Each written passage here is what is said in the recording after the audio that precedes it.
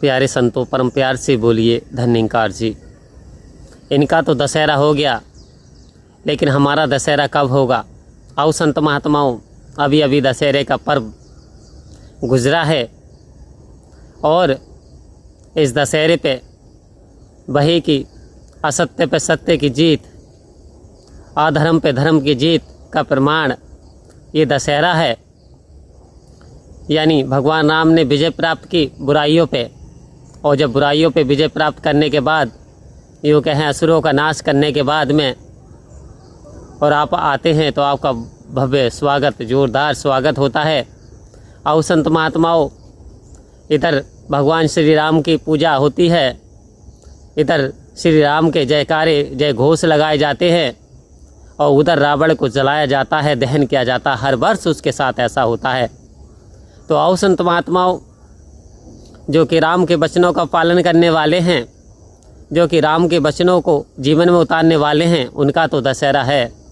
लेकिन वास्तव में जो व्यक्ति इंसानी जामे में होते हुए भी, कहने के लिए तो मनुष्य तो हैं, लेकिन अभी तक उन्होंने बुराई छोड़ी ही नहीं है, तो वास्तव में चाहे वो कितना दशहरा मना लें, लेकिन उनका कोई दशहरा भी होने वाला नहीं है। क्यों?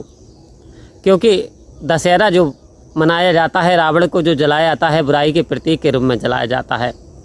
आओ संत महात्माओं, यदि हमारे अंदर भी अहंकार की भावना है, यदि कलेश है, द्वेष है, चुभन है, जलन है, बैर है, नफरत है, तो वास्तव में ये वो बुराइयां हैं जो इंसान को पतन की ओर लेकर के चली जाती हैं।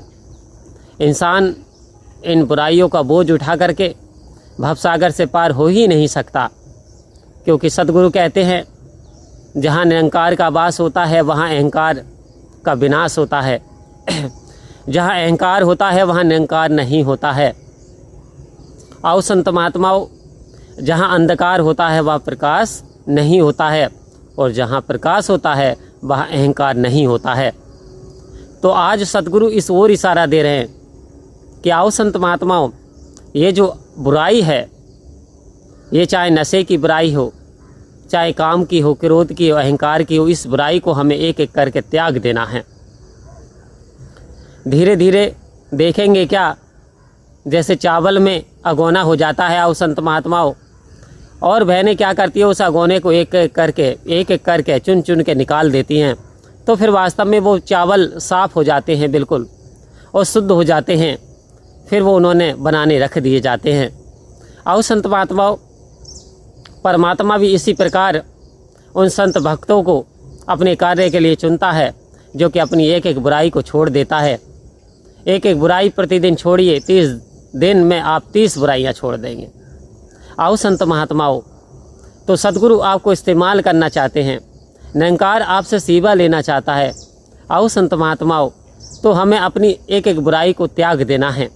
हमें लोग बुराई के प्रतीक के रूप में नहीं जाने, हमें लोग अच्छाई के प्रतीक के रूप में जाने।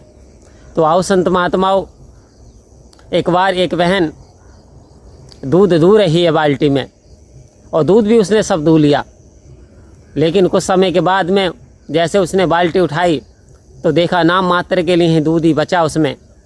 वो देखती ही क्या है, दूध तो सब निकल चुका है, सब दूध नीचे निकल गया। संत महात्माओं, उसने देखा इधर उधर ऐसा क्यों हो गया, तो देखती क्या है, उसके अंदर एक सुराख हो गया था बाल्टी में, और उसके जरिए वो धीरे धीरे दूध सारा निकल गया था।